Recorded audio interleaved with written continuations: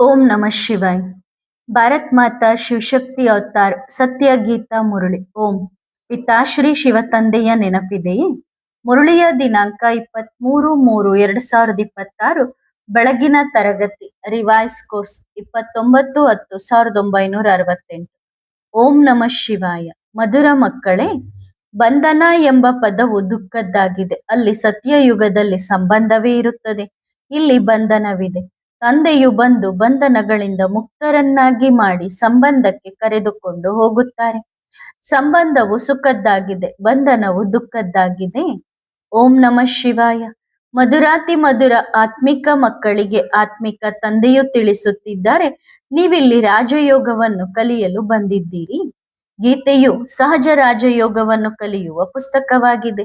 ಈಗ ನೀವು ಮಕ್ಕಳಲ್ಲಿಯೂ number war ಪುರುಷಾರ್ಥದ ಅನುಸಾರ ಇದೆ.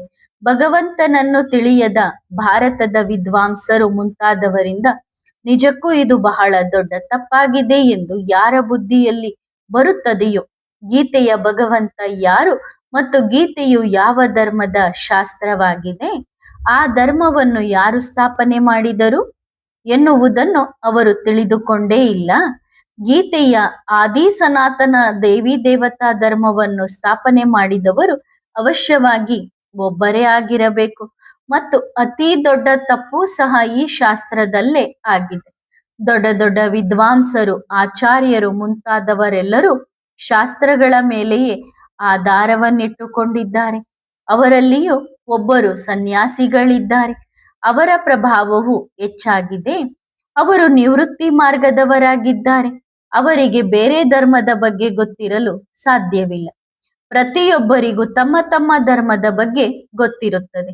ಈಗ ತಂದೆಯೇ ಬಂದು ತಿಳಿಸುತ್ತಾರೆ, ನಾನೇ ನಿಮಗೆ ಸಹಜ ರಾಜಯೋಗವನ್ನು ಕಲಿಸಿದ್ದೆ ಮತ್ತು ಸಂಗಮ ಯುಗದಲ್ಲಿಯೇ ಈ ಸಹಜ ರಾಜಯೋಗವನ್ನು ಕಲಿಸಿದ್ದೆ.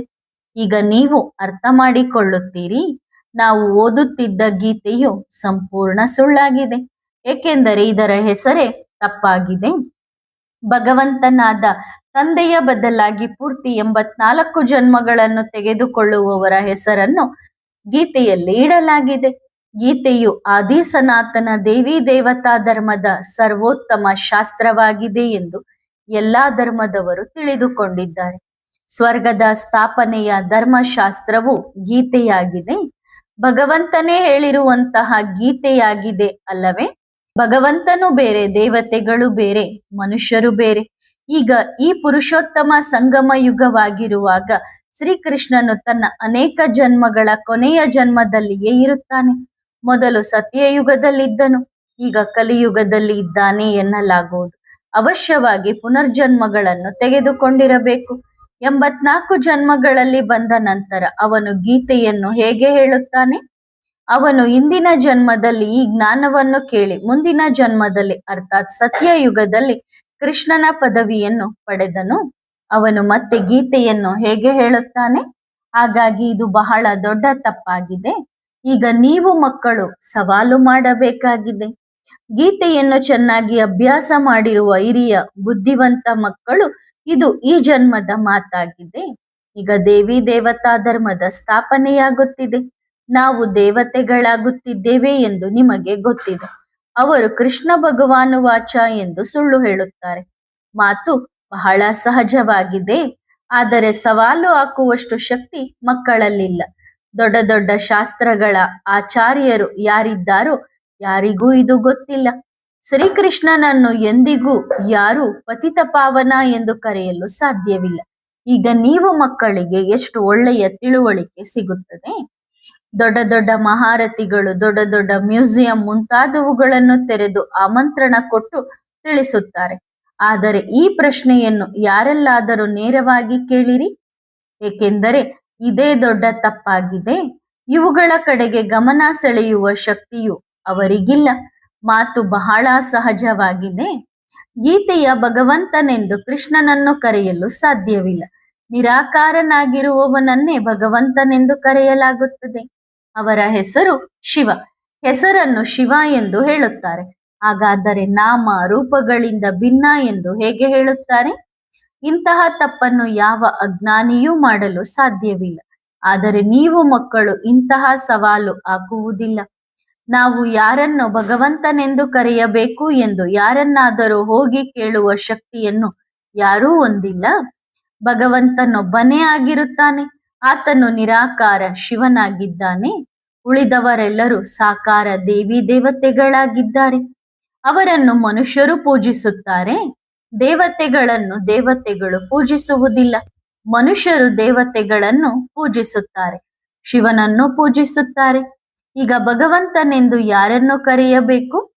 ತಪ್ಪು ತಿಳುವಳಿಕೆಯು ಬಹಳ ದೊಡ್ಡದಾಗಿದೆ ಅಲ್ಲವೇ? ಡ್ರಾಮಾದ ಅನುಸಾರ ಮತ್ತೆ ಈ ತಪ್ಪಾಗುತ್ತದೆ. ಇಡೀ ವಿಶ್ವದಲ್ಲಿ ಇದೊಂದೇ ತಪ್ಪಾಗಿದೆ. ತಂದೆಯೂ ಹೇಳುತ್ತಾರೆ ಇದು ಚಿಕ್ಕ ತಪ್ಪಾಗಿದೆ.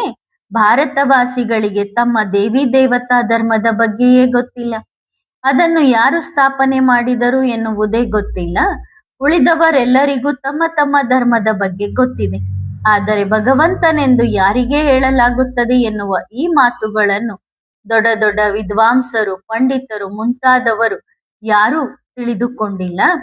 ಕೃಷ್ಣನು ದೇಹಧಾರಿಯಾಗಿದ್ದಾನೆ ಅಲ್ಲವೇ? ಅವನನ್ನು ಭಗವಂತನೆಂದು ಹೇಗೆ ಕರೆಯಲು ಸಾಧ್ಯ? ಈಗ ನೀವು ಮಕ್ಕಳು ಅರ್ಥ ಮಾಡಿಕೊಳ್ಳುತ್ತೀರಿ.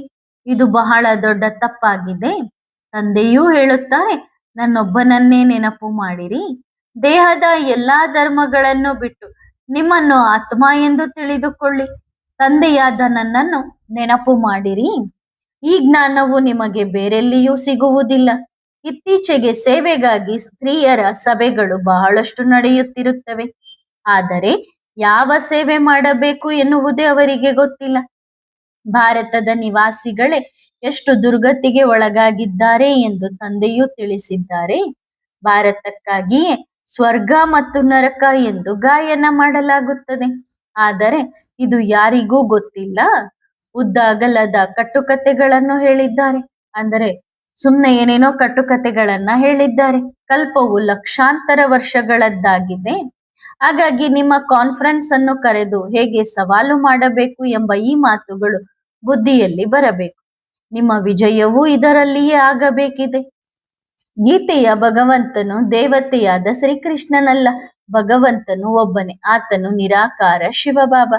ಸಾಕಾರನನ್ನು ಭಗವಂತನೆಂದು ಕರೆಯಲು ಸಾಧ್ಯವಿಲ್ಲ. ದೇವಿ ದೇವತೆಗಳು ಸಾಕಾರ ಮನುಷ್ಯರೇ ಆಗಿದ್ದಾರೆ. ಇದು ಮನುಷ್ಯ ಸೃಷ್ಟಿಯಾಗಿದೆ. ಇದನ್ನು ದೇವತೆಗಳ ಸೃಷ್ಟಿ ಎಂದು ಕರೆಯುವುದಿಲ್ಲ. ಸತ್ಯಯುಗದಲ್ಲಿ ದೇವಿ ದೇವತೆಗಳಿದ್ದರೂ ಅವರ ಚಿತ್ರಗಳು ಇವೆ. ಸೂರ್ಯವಂಶಿ, ಚಂದ್ರವಂಶಿ ಇವು ಮುಖ್ಯ ಚಿತ್ರಗಳಾಗಿವೆ. ಹೇಗೆ ಆತ್ಮಗಳ ತಂದೆಯು ಮುಖ್ಯ ಆಗಿದ್ದಾರೋ ಶಿವನ ಮಂದಿರವನ್ನು ಮುಖ್ಯವೆಂದು ಪರಿಗಣಿಸಲಾಗುತ್ತದೆ. ಸಾಲಿಗ್ರಾಮಗಳ ಮಂದಿರವಿರುವುದಿಲ್ಲ. ಶಿವನು ಒಬ್ಬನೇ.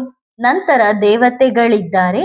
ಇದರಲ್ಲಿಯೂ 2 ಡಿನಾಯಸ್ಟಿ ಮುಖ್ಯವಾಗಿವೆ. ಅಂದ್ರೆ 2 ವಂಶಗಳು ಮುಖ್ಯವಾಗಿವೆ.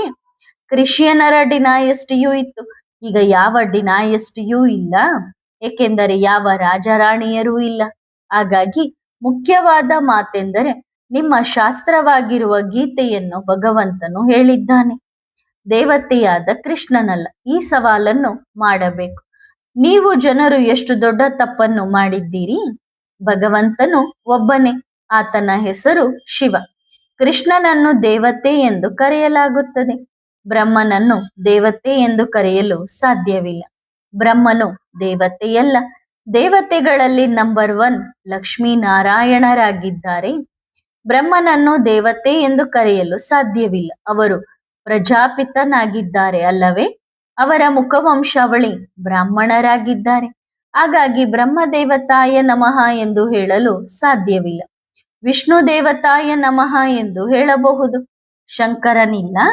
ಸೂಕ್ಷ್ಮವತನದಲ್ಲಿ ಅಂತಹ ಯಾವುದೇ ವಸ್ತು ಇರುವುದಿಲ್ಲ. ಅದು ಕೇವಲ ಸಾಕ್ಷಾತ್ಕಾರವಾಗಿದೆ. ಆತ್ಮಗಳೆಲ್ಲರೂ ಮೂಲವತನದಲ್ಲಿ ಇರುತ್ತಾರೆ. ಹೇಗೆ ಮೇಲಿನಿಂದ ನಕ್ಷತ್ರಗಳು ಈ ಮಂಟಪಕ್ಕೆ ಬೆಳಕು ಕೊಡಲು ನಿಂತಿರುತ್ತವೆಯೋ ಹಾಗೆಯೇ ಆತ್ಮಗಳು ಅಲ್ಲಿ ಮೂಲವತನದಲ್ಲಿ ಹೋಗಿ ನಿಂತಿರುತ್ತವೆ. ಹೇಗೆ ನಿರಾಕಾರಿ ವೃಕ್ಷವಾಗಿದೆ. ಆ ವೃಕ್ಷದಿಂದ ಮೊದಲು ದೇವಿ ದೇವತಾ ಧರ್ಮದ ಆತ್ಮಗಳು ಬರುತ್ತಾರೆ. ಅರ್ಥ ಮಾಡಿಕೊಳ್ಳಲು ವೃಕ್ಷವನ್ನು ತೋರಿಸಲಾಗಿದೆ. ಆದರೆ ಮೊಟ್ಟ ಮೊದಲು ಈ ತಪ್ಪನ್ನು ತಿಳಿಸಬೇಕು. ಆಗ ನಿಮ್ಮ ವಿಜಯವಾಗುತ್ತದೆ. ಗೀತೆಯ ಭಗವಂತನನ್ನು ಬೇರೆ ಯಾರೂ ತಿಳಿದುಕೊಂಡಿಲ್ಲ. ಗೀತೆಯನ್ನು ಎಷ್ಟು ನಿಂದನೆ ಮಾಡುತ್ತಾರೆ. ಇಂತಹ ನಿಂದನೆಯು ಎಂದಿಗೂ ಯಾರಿಗೂ ಆಗಿಲ್ಲ. ಹಿಂದೂಗಳು ತಮಗೆ ತಾವೇ ಕಪಾಳ ಮೋಕ್ಷ ಮಾಡಿಕೊಂಡಿದ್ದಾರೆ. ತಂದೆಯ ನಿಂದನೆಯನ್ನೂ ಮಾಡಿದ್ದಾರೆ. ನೀವೇ ದೇವತೆಗಳಾಗಿದ್ದವರು ಎಂದು ತಂದೆಯು ತಿಳಿಸುತ್ತಾರೆ. ನಂತರ ನೀವೇ ನಿಮ್ಮ ಧರ್ಮವನ್ನು ಮರೆತು ದೇವತೆಗಳ ನಿಂದನೆ ಮಾಡಲು ಕುಳಿತುಕೊಳ್ಳುತ್ತೀರಿ. ಕೃಷ್ಣನಿಗೆ ಇಷ್ಟು ರಾಣಿಯರಿದ್ದರೂ ರಾಮನ ಸೀತೆಯನ್ನು ಅಪಹರಣ ಮಾಡಲಾಯಿತು. ನಿಜಕ್ಕೂ ಈ ಮಾತುಗಳು ಸರಿಯಾಗಿವೆ ಎಂದು ನೀವು ಸಹ ಅನುಭವ ಮಾಡುತ್ತೀರಿ ಎಂದು ತಂದೆಯೂ ತಿಳಿಸುತ್ತಾರೆ. ಇದೆಲ್ಲವೂ ಏಕೆ ಆಯಿತು? ಏಕೆಂದರೆ ಗೀತೆಯ ಭಗವಂತನನ್ನೇ ತಿಳಿದುಕೊಂಡಿಲ್ಲ. ತಂದೆಯ ಬಗ್ಗೆ ತಿಳಿದಿದ್ದಾರೆ. ಶಿವಬಾಬಾ ಎಂದು ಹೇಳುತ್ತಾರೆ, ಮಂದಿರವು ಶಿವನದ್ದಾಗಿದೆ, ಕೃಷ್ಣನ ಮಂದಿರವು ಬೇರೆಯಾಗಿದೆ. ಈಗ ಭಗವಂತನೆಂದು ಯಾರಿಗೆ ಹೇಳಬೇಕು? ಅವಶ್ಯವಾಗಿ ನಿರಾಕಾರನಿಗೆ ಹೇಳುತ್ತಾರೆ. ಹಾಗಾದರೆ ಗೀತೆಯಲ್ಲಿ ಕೃಷ್ಣನನ್ನು ಹೇಗೆ ಹೇಳಲಾಗಿದೆ?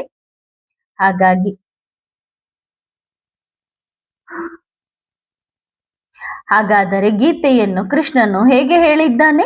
ಹಾಗಾಗಿ ಇದು ಡ್ರಾಮಾ ಮಾಡಲ್ಪಟ್ಟ ಆಟವಾಗಿದೆ, ಮತ್ತೆ ಹೀಗೆಯೇ ಆಗುತ್ತದೆ. ಈಗ ತಂದೆಯೂ ತಿಳಿಸುತ್ತಾರೆ, ಶಿವಬಾಬಾನನ್ನು ನೆನಪು ಮಾಡಿದರೆ ನೀವು ಪುಣ್ಯಾತ್ಮ ದೇವತೆಗಳಾಗುತ್ತೀರಿ. ಈ ಆದಿ ಸನಾತನ ದೇವಿ ದೇವತಾ ಧರ್ಮದ ಸ್ಥಾಪನೆಯಾಗುತ್ತಿದೆ ಮತ್ತು ಎಲ್ಲಾ ಧರ್ಮಗಳು ವಿನಾಶವಾಗುತ್ತವೆ. ಬ್ರಹ್ಮನ ಮುಖಾಂತರ ಒಂದು ಧರ್ಮದ ಸ್ಥಾಪನೆ ಎಂಬ ಗಾಯನವೂ ಇದೆ. ಏನೆಲ್ಲ ಆಗಿ ಹೋಗಿದೆಯೋ ಅದು ಡ್ರಾಮಾದಲ್ಲಿ ನಿಗದಿಯಾಗಿದೆ ಎಂದು ತಂದೆಯು ತಿಳಿಸುತ್ತಾರೆ. ಗೀತೆಯ ಮೇಲೆ ಎಷ್ಟೊಂದು ಟೀಕೆಗಳನ್ನು ಬರೆದಿದ್ದಾರೆ ಮತ್ತು ವೇದ, ಶಾಸ್ತ್ರ, ಉಪನಿಷತ್ತುಗಳ ಮೇಲೆ ಅಷ್ಟು ಟೀಕೆಗಳನ್ನು ಬರೆದಿಲ್ಲ. ಗೀತೆಯ ಮೇಲೆ ಬರೆದಷ್ಟು ಟೀಕೆಗಳನ್ನು ಬರೆದಿಲ್ಲ. ಹೌದು, ಆ ಶಾಸ್ತ್ರಗಳಲ್ಲಿ ಕೆಲವು ಸೇರ್ಪಡೆ ಮಾಡುತ್ತಾ ಹೋಗಿದ್ದಾರೆ. ಹೇಗೆ ನಾನಕರ ಗ್ರಂಥವು ಎಷ್ಟು ಚಿಕ್ಕದಾಗಿತ್ತು, ಈಗ ಅದು ಎಷ್ಟು ದೊಡ್ಡದಾಗಿದೆ. ಗೀತೆಯು ಮೊದಲು ಮುದ್ರಣವಾಗಿರಲಿಲ್ಲ. ಹಾಗಾಗಿ ತಂದೆಯು ಎಷ್ಟು ಸಹಜವಾಗಿ ತಿಳಿಸುತ್ತಾರೆ, ನಿಮ್ಮನ್ನು ಆತ್ಮನೆಂದು ತಿಳಿದುಕೊಳ್ಳಿ ಎಂದು ಕಲ್ಪದ ಹಿಂದೆಯೂ ನಿಮಗೆ ತಿಳಿಸಲಾಗಿತ್ತು. ಮಧುರಾತಿ ಮಧುರ ಮಕ್ಕಳೇ, ಸಿಕ್ಕಿಲ್ಲದೆ ಮಕ್ಕಳೇ, 5000 ವರ್ಷಗಳ ನಂತರ ಸಿಕ್ಕಿರುವ ಮಕ್ಕಳೇ, ನಿಮ್ಮನ್ನು ಆತ್ಮನೆಂದು ತಿಳಿದುಕೊಂಡು ತಂದೆಯಾದ ನನ್ನನ್ನು ನೆನಪು ಮಾಡಿರಿ. ಸನ್ಯಾಸಿಗಳು ಮುಂತಾದವರು ಈ ರೀತಿ ತಿಳಿಸಲು ಹೇಗೆ ಸಾಧ್ಯವಿಲ್ಲ. ಅವರು ಬರುವುದೇ ನಂತರ. ಅವರಿಗೆ ಸಹಜ ರಾಜಯೋಗದ ಬಗ್ಗೆ ಏನು ಗೊತ್ತು? ಭಗವಂತನು ಹೇಳಿದ ಮಾತನ್ನು ಸನ್ಯಾಸಿಗಳು ಹೇಗೆ ಹೇಳಲು ಸಾಧ್ಯ? ತಂದೆಯೊಬ್ಬರೇ ತಿಳಿಸುತ್ತಾರೆ, ಮಕ್ಕಳೇ, ನಿಮ್ಮನ್ನು ನೀವು ಆತ್ಮನೆಂದು ತಿಳಿದುಕೊಳ್ಳಿ. ನೀವು ನನ್ನ ಮಕ್ಕಳು, ನೀವು ದೇವತೆಗಳ ಮಕ್ಕಳಲ್ಲ. ಮನುಷ್ಯರ ಮಕ್ಕಳು ಅಲ್ಲ. ನೀವು ನನ್ನ ಕಣ್ಮಣಿಗಳಾಗಿದ್ದೀರಿ. ಅಂದ್ರೆ ನಿರಾಕಾರ ಪರಮಾತ್ಮನಿಗೆ ಕಣ್ಮಣಿಗಳಾಗಿದ್ದೇವೆ. ನೀವೀಗ ಎಷ್ಟು ತಮೋ ಪ್ರಧಾನರಾಗಿದ್ದೀರಿ. ಡ್ರಾಮಾದ ಅನುಸಾರ ನೀವು ಕಣ್ಮಣಿಗಳು 84 ಜನ್ಮಗಳನ್ನು ಅನುಭವಿಸಬೇಕಾಗಿತ್ತು. ಅವು ಈಗ ಪೂರ್ಣಗೊಂಡಿವೆ. ಮ್ಯಾಕ್ಸಿಮಮ್ ಎಂದು ಹೇಳುತ್ತಾರೆ, ಮಿನಿಮಮ್ ಕೂಡ ಇದೆ. ಕಲ್ಪಕಲ್ಪವು ನಾನೇ ಬಂದು ನೀವು ಮಕ್ಕಳಿಗೆ ಮಾತ್ರ ತಿಳಿಸುತ್ತೇನೆ. ಅನೇಕ ಬಾರಿ ತಿಳಿಸಿದ್ದೇನೆ, ಆದರೂ ನೀವು ಮತ್ತೆ ಮರೆತು ಬಿಡುತ್ತೀರಿ. ಎಷ್ಟು ಆಶ್ಚರ್ಯವಾಗಿದೆ. ಈಗ ತಂದೆಯೂ ತಿಳಿಸುತ್ತಾರೆ, ಮಕ್ಕಳೇ, ನನ್ನನ್ನು ಮರೆಯಬೇಡಿರಿ. ನಿಮ್ಮನ್ನು ಆತ್ಮನೆಂದು ತಿಳಿದುಕೊಳ್ಳಿರಿ. ನಮ್ಮೊಳಗೆ ಆತ್ಮವಿದೆ ಎಂದು ಹೇಳುತ್ತಾರೆ. ಆತ್ಮನಾದ ನಾನು ಒಂದು ಶರೀರವನ್ನು ಬಿಟ್ಟು ಮತ್ತೊಂದನ್ನು ತೆಗೆದುಕೊಳ್ಳುತ್ತೇನೆ. ನಾವಾತ್ಮರುಗಳು ಅವಿನಾಶಿಯಾಗಿದ್ದೇವೆ. ಶರೀರವು ವಿನಾಶಿಯಾಗಿದೆ. ಇನ್ನು 84 ಲಕ್ಷ ಜನ್ಮಗಳ ಬಗ್ಗೆ ಕೇಳಿದ್ದೀರಿ. ಹಾಗಾಗಿ ಕಲ್ಪದ ಆಯುಷನ್ನೂ ಸಹ ಬಹಳ ಹೆಚ್ಚಿಸಿದ್ದಾರೆ. ಈ ಎಲ್ಲಾ ಪುಸ್ತಕಗಳು ಮುಂತಾದವು ಭಕ್ತಿ ಮಾರ್ಗದ್ದಾಗಿವೆ ಎಂದು ತಂದೆಯೂ ತಿಳಿಸುತ್ತಾರೆ. ಮತ್ತು ಬೇರೆಯವರ ಧರ್ಮದ ಸ್ಥಾಪನೆಯ ಯಾವೆಲ್ಲ ಶಾಸ್ತ್ರಗಳಿವೆಯೋ ಅವುಗಳ ಹೆಸರು ಸರಿಯಾಗಿದೆ. ಸಮಯವೂ ಇದೆ. ಇವರಿಗೆ ಇಷ್ಟು ಸಮಯವಾಯಿತು ಎಂದು ಎಲ್ಲರೂ ಹೇಳುತ್ತಾರೆ. ಇಂಥವರು ಈ ಸಮಯದಲ್ಲಿ ಬಂದರು. ಆದರೆ ಸೂರ್ಯವಂಶಿ, ಚಂದ್ರವಂಶಿ ಡಿನಾಯಸ್ಟಿ ಬೇರೆ ಬೇರೆಯಾಗಿವೆ. ಸತ್ಯಯುಗ 16 ಕಲೆ ಸಂಪೂರ್ಣವಾಗಿದೆ. ತ್ರೇತಾಯುಗ 2 ಕಲೆ ಕಡಿಮೆಯಾಗಿದೆ.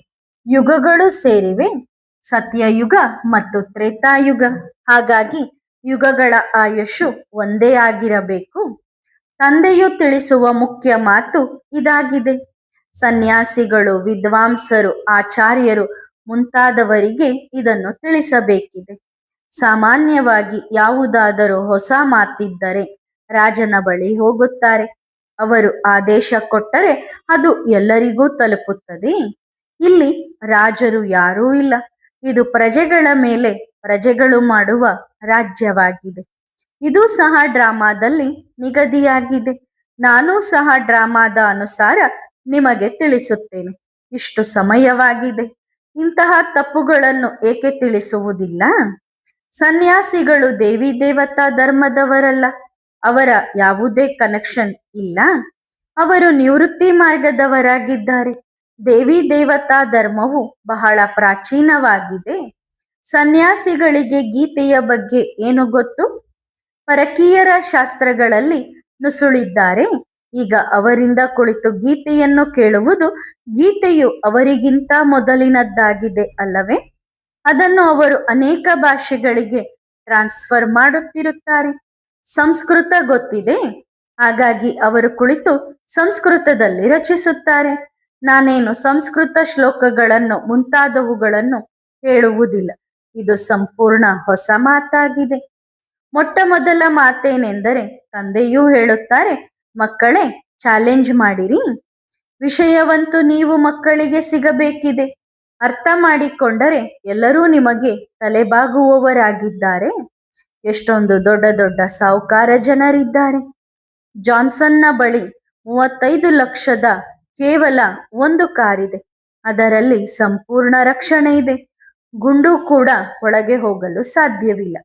ಯಾರೇ ಗುಂಡಾರಿಸಿದರೂ ಅಥವಾ ಏನೇ ಮಾಡಿದರೂ ಗುಂಡು ಒಳಗೆ ಹೋಗಲು ಸಾಧ್ಯವಿಲ್ಲ. ಆದರೆ ಪಾರಾಗಲು ಯಾವಾಗಲೂ ಆ ಗಾಡಿಯಲ್ಲಿಯೇ ಇರುತ್ತಾರೇನೋ? ಗುಂಡನ್ನು ಎಲ್ಲಿ ಬೇಕಾದರೂ ಹಾರಿಸಬಹುದು. ಗುಂಡಾರಿಸಲು ತಡವಾಗುವುದಿಲ್ಲ. ಗಾಂಧಿ ಬಾಪೂಜಿಯವರನ್ನು ನೋಡಿ ಹೇಗೆ ಕೊಂದರು? ಶಿವನಿಗೆ ಯಾರಾದರೂ ಗುಂಡು ಹಾರಿಸುತ್ತಾರೆಯೇ? ಕೃಷ್ಣನಿಗೆ ಹಾರಿಸುತ್ತಾರೆ, ಏಕೆಂದರೆ ಕೃಷ್ಣನಿಗೆ ಶರೀರವಿದೆ. ಶಿವನಿಗೆ ಹಾರಿಸಲು ಸಾಧ್ಯವಿಲ್ಲ, ಏಕೆಂದರೆ ಶಿವ ನಿರಾಕಾರ ಬಿಂದುವಾಗಿದ್ದಾನೆ. ಅಲ್ಲಿ ದೇವತೆಗಳನ್ನು ಯಾರೂ ಕೊಲ್ಲುವುದಿಲ್ಲ. ಹಿಂಸೆಯ ಮಾತೇ ಇರುವುದಿಲ್ಲ. ಇಲ್ಲಂತೂ ಎಲ್ಲರೂ ಮನುಷ್ಯರಾಗಿದ್ದಾರೆ. ಮನುಷ್ಯರಲ್ಲಿ ಹೊಡೆದಾಟ ಬಹಳಷ್ಟಿದೆ. ಯಾರನ್ನೂ ಬಿಡುವುದಿಲ್ಲ. ತಂದೆಯೂ ಹೇಳುತ್ತಾರೆ, ಈ ಎಲ್ಲ ಡ್ರಾಮಾ ಹೀಗೆಯೇ ಮಾಡಲ್ಪಟ್ಟಿದೆ. ಅಲ್ಲಿ ಕೊಲ್ಲುವ ಮಾತೇ ಇರುವುದಿಲ್ಲ. ತನ್ನ ಸಮಯಕ್ಕೆ ತಾನಾಗಿಯೇ ಶರೀರವನ್ನು ಬಿಟ್ಟು ಮಗುವಾಗುವುದು, ಇದು ಒಳ್ಳೆಯದಲ್ಲವೇ? ಈ ಎಲ್ಲ ಮಾತುಗಳನ್ನು ನೀವೀಗ ಕೇಳುತ್ತೀರಿ. ಗೀತೆಯನ್ನು ಸರ್ವಶಾಸ್ತ್ರಮಯಿ ಶಿರೋಮಣಿ ಎಂದು ಕರೆಯಲಾಗುತ್ತದೆ. ಭಗವಂತನು ಶ್ರೇಷ್ಠಾತಿ ಶ್ರೇಷ್ಠ ಆಗಿದ್ದಾನೆ. ಈಗ ಭಗವಂತನೆಂದು ಯಾರಿಗೆ ಹೇಳುತ್ತಾರೆ? ಭಗವಂತನು ಒಬ್ಬನೇ ನಿರಾಕಾರನಾಗಿದ್ದಾನೆ. ಕೃಷ್ಣನು ದೇವತೆಯಾಗಿದ್ದಾನೆ. ಅವರನ್ನು ಭಗವಂತನೆಂದು ಹೇಗೆ ಕರೆಯಲು ಸಾಧ್ಯ? ಕಲ್ಲು ಮುಳ್ಳುಗಳನ್ನು ಭಗವಂತನೆಂದು ಹೇಳುತ್ತಾರೆ. ಅಂತಿಮವಾಗಿ ನಿಮ್ಮ ವಿಜಯವು ಅವಶ್ಯವಾಗಿ ಆಗಲಿದೆ ಎಂದು ತಂದೆಗೆ ಗೊತ್ತಿದೆ. ದೊಡ್ಡ ದೊಡ್ಡ ವಿದ್ವಾಂಸರು ಮುಂತಾದವರಿಗೆ ನೀವು ತಿಳಿಸಬೇಕಿದೆ. ಅವಶ್ಯವಾಗಿ ಅವರು ಅರ್ಥ ಮಾಡಿಕೊಳ್ಳುತ್ತಾರೆ. ಬಹಳಷ್ಟು ಜನರು ಬರುತ್ತಿರುತ್ತಾರೆ. ನೀವು ಅರ್ಥ ಮಾಡಿಕೊಂಡಿರುವಾಗ ಅವರು ಏಕೆ ಅರ್ಥ ಮಾಡಿಕೊಳ್ಳುವುದಿಲ್ಲ? ಈ ಸಮಯದಲ್ಲಿ ಅರ್ಥ ಮಾಡಿಕೊಳ್ಳುವುದಿಲ್ಲ, ಏಕೆಂದರೆ ಅವರದ್ದು ದೊಡ್ಡ ರಾಜ್ಯವಾಗಿದೆ. ಹೇಗೆ ರಾಜರಿರುತ್ತಾರೋ ಒಬ್ಬೊಬ್ಬ ರಾಜನಿಗೆ ಲಕ್ಷಾಂತರ ಪ್ರಜೆಗಳಿರುತ್ತಾರೆ. ಹಾಗೆಯೇ ಒಬ್ಬೊಬ್ಬ ಗುರುಗಳಿದ್ದಾರೆ. ಲಕ್ಷಾಂತರ ಅಂದಾಜಿನಲ್ಲಿ ಅವರ ಶಿಷ್ಯರಿದ್ದಾರೆ. ಆಗಾಂಕ ಗುರುಗಳನ್ನು ನೋಡಿರಿ, ಅವರಿಗೆ ಎಷ್ಟು ಗೌರವ ಸಿಗುತ್ತದೆ. ವಜ್ರಗಳಲ್ಲಿ ತೂಕ ಮಾಡಿ ವಜ್ರಗಳನ್ನು ಅವರಿಗೆ ದಾನವಾಗಿ ಕೊಟ್ಟಿದ್ದಾರೆ. ಅಂಧಶ್ರದ್ಧೆ ಎಷ್ಟಿದೆ ನೋಡಿ. ಈಗ ಸನ್ಯಾಸಿಗಳು ನಿವೃತ್ತಿ ಮಾರ್ಗದವರಾಗಿದ್ದಾರೆ. ಮತ್ತೆ ಅವರನ್ನು ಗುರುಗಳನ್ನಾಗಿ ಏಕೆ ಮಾಡಿಕೊಳ್ಳುತ್ತಾರೆ? ದೊಡ್ಡ ದೊಡ್ಡ ಮನೆತನದ ರಾಜರು ಮುಂತಾದವರು ಸನ್ಯಾಸವನ್ನು ಧಾರಣೆ ಮಾಡುತ್ತಾರೆ. ಪದೇ ಪದೇ ಕಿರಿಕಿರಿ ಇರುವುದರಿಂದ ಕಾಡಿಗೆ ಹೊರಟು ಹೋಗುವುದು ಒಳ್ಳೆಯದು ಎಂದು ಅವರು ತಿಳಿದುಕೊಳ್ಳುತ್ತಾರೆ. ಇದು ಸಹ ಬಂಧನವಾಗಿದೆ. ಸತ್ಯಯುಗದಲ್ಲಿ ಏನಾದರೂ ಬಂಧನವಿದೆಯೇ? ನಿಯಮದಂತೆ ಒಬ್ಬ ಮಗ ಒಬ್ಬ ಮಗಳಿರುತ್ತಾರೆ. ಬಂಧನದ ಮಾತೇ ಇಲ್ಲ. ಬಂಧನ ಎಂಬ ಪದವು ದುಃಖದ್ದಾಗಿದೆ. ಅಲ್ಲಿ ಸತ್ಯಯುಗದಲ್ಲಿ ಸಂಬಂಧವೇ ಇರುತ್ತದೆ. ಇಲ್ಲಿ ಬಂಧನವಿದೆ. ತಂದೆಯೂ ಬಂದು ಬಂಧನಗಳಿಂದ ಮುಕ್ತರನ್ನಾಗಿ ಮಾಡಿ ಸಂಬಂಧಕ್ಕೆ ಕರೆದುಕೊಂಡು ಹೋಗುತ್ತಾರೆ. ಸಂಬಂಧವು ಸುಖದ್ದಾಗಿದೆ, ಬಂಧನವು ದುಃಖದ್ದಾಗಿದೆ. ತಂದೆಯು ಮತ್ತೊಮ್ಮೆ ತಿಳಿಸುತ್ತಾರೆ, ಗೀತೆಯ ಭಗವಂತನ ಬಗ್ಗೆ ಪರಸ್ಪರ ಚರ್ಚೆ ಮಾಡಿ. ಕಾನ್ಫರೆನ್ಸ್ಗಳಂತೂ ನಡೆಯುತ್ತಲೇ ಇರುತ್ತವೆ. ಇದರಲ್ಲಿ ಕೇಳಿ, ಸರ್ವಶಾಸ್ತ್ರಮಯಿ ಶ್ರೀಮದ್ ಭಗವದ್ಗೀತೆಯನ್ನು ಯಾರು ಹೇಳಿದರು ಎಂದು ತಿಳಿಸಿರಿ. ದೇವಿ ದೇವತಾ ಧರ್ಮದ ಸ್ಥಾಪನೆಯನ್ನು ಯಾರು ಮಾಡಿದರು? ರಾಜಯೋಗವನ್ನು ಯಾರು ಕಲಿಸಿದರು? ಸನ್ಯಾಸಿಗಳು ಪರಸ್ಪರ ಶಾಸ್ತ್ರಾರ್ಥವನ್ನು ಬಹಳಷ್ಟು ಮಾಡುತ್ತಿರುತ್ತಾರೆ. ವಿಶೇಷವಾಗಿ ಬನಾರಸ್ನಲ್ಲಿ ಅವರ ಸ್ಥಾನವಿದೆ. ಅಲ್ಲಿ ಎಲ್ಲರೂ ಬಂದು ಶಾಸ್ತ್ರಾರ್ಥ ಮಾಡುತ್ತಾರೆ, ಅಂದರೆ ಶಾಸ್ತ್ರಗಳನ್ನ ಓದುತ್ತಾರೆ. ನಂತರ ಯಾರಾದರೂ ಗೆಲ್ಲಲಿ ಬಿಡಲಿ, ನಂತರ ಪ್ರತಿಯೊಬ್ಬರಿಗೂ 21 ರೂಪಾಯಿಗಳನ್ನು ಕೊಡುತ್ತಾರೆ. ಬಹಳ ವೈಭವದಿಂದ ಅವರ ಮೆರವಣಿಗೆ ಹೊರಡುತ್ತದೆ. ಖಜಾನೆಯು ಜೊತೆಯಲ್ಲಿರುತ್ತದೆ. ಇತ್ತೀಚೆಗಂತೂ ನೋಡಿ, ಸನ್ಯಾಸಿಗಳು ಪೈಲಟ್ ಆಗಿ ಏರೋಪ್ಲೇನ್ ಕೂಡ ಓಡಿಸುತ್ತಿರುತ್ತಾರೆ. ಫಾಲೋವರ್ಸ್ ಲಕ್ಷಾಂತರ ಜನರಿದ್ದಾರೆ. ಇದೆಲ್ಲವೂ ಅಂಧಶ್ರದ್ಧೆಯಾಗಿದೆ. ತಮೋ ಪ್ರಧಾನರಾಗುವುದರಿಂದ ಪರಸ್ಪರರ ನಿಯಮಗಳು ಮುಕ್ತಾಯವಾಗಿವೆ. ಹಾಗಾಗಿ ತಂದೆಯೂ ತಿಳಿಸುತ್ತಾರೆ, ಇದೆಲ್ಲವೂ ಡ್ರಾಮಾದ ಅನುಸಾರ ತಮೋ ಪ್ರಧಾನ ಬುದ್ಧಿಯಾಗಿದೆ. ಹಾಗಾಗಿ ಅವರ ಗತಿ ಏನಾಗಬಹುದು? ಇಲ್ಲದಿದ್ದರೆ ಸನ್ಯಾಸಿಗಳಿಗೆ ಏರೋಪ್ಲೇನ್ ಹತ್ತುವ ಅಗತ್ಯವೇನಿದೆ? ಪ್ರಾಚೀನ ಋಷಿಮುನಿಗಳು ಮುಂತಾದವರು ಕಾಡಿನಲ್ಲಿ ವಾಸಿಸುತ್ತಿದ್ದರು. ಇಂದಿನ ಕಾಲದವರು ಬಹಳಷ್ಟು ಸಾಹುಕಾರರಾಗಿದ್ದಾರೆ. ಒಳ್ಳೆಯದು. ಆತ್ಮಿಕ ಮಾತ್ ಪಿತಾ ಬಾಪ್ ದಾದಾರವರ ನೆನಪು, ಪ್ರೀತಿ ಮತ್ತು ನಮಸ್ತೆ. ವರದಾನ: ಶ್ರೇಷ್ಠ ಆತ್ಮಾಭವ. ಬಾಪ್ ದಾದಾರವರು ಪ್ರತಿಯೊಬ್ಬ ಮಗುವನ್ನು ಸರ್ವಶ್ರೇಷ್ಠ ಆತ್ಮನ ರೂಪದಲ್ಲಿ ನೋಡುತ್ತಾರೆ. ಏಕೆಂದರೆ ವಿಶ್ವದೊಳಗೆ ಎಷ್ಟೇ ಶ್ರೇಷ್ಠ ಆತ್ಮರಿದ್ದರೂ ನಿಮ್ಮ ಮುಂದೆ ಅವರೇನು? ಇತ್ತೀಚಿನ ಎಷ್ಟೇ ಪ್ರಸಿದ್ಧ ಆತ್ಮರುಗಳಿದ್ದರೂ ನಿಮ್ಮ ಶ್ರೇಷ್ಠ ಪ್ರಾಪ್ತಿಯ ಮುಂದೆ ಏನೂ ಇಲ್ಲ. ಅವರದ್ದು ಅಲ್ಪಕಾಲದ ಸ್ಥಾನಮಾನವಾಗಿದೆ ಮತ್ತು ನಿಮ್ಮದು ಸದಾಕಾಲದ ಸ್ಥಾನಮಾನವಾಗಿದೆ. ನೀವು ಮಕ್ಕಳು ರಾಜರಿಗೂ ರಾಜರಾಗುತ್ತಿದ್ದೀರಿ. ಹಾಗಾಗಿ ಅದರ ಮುಂದೆ ಈ ಪ್ರಪಂಚದ ಪ್ರಾಪ್ತಿ ಏನಿದೆ? ಆದ್ದರಿಂದ ಸಂಕಲ್ಪ ಮಾತ್ರದಲ್ಲಿಯೂ ನಿಮ್ಮ ಬುದ್ಧಿಯು ಎಲ್ಲಿಯೂ ತಲೆಬಾಗಲು ಸಾಧ್ಯವಿಲ್ಲ. ಒಳ್ಳೆಯದು. ಓಂ ನಮಃ ಶಿವಾಯ.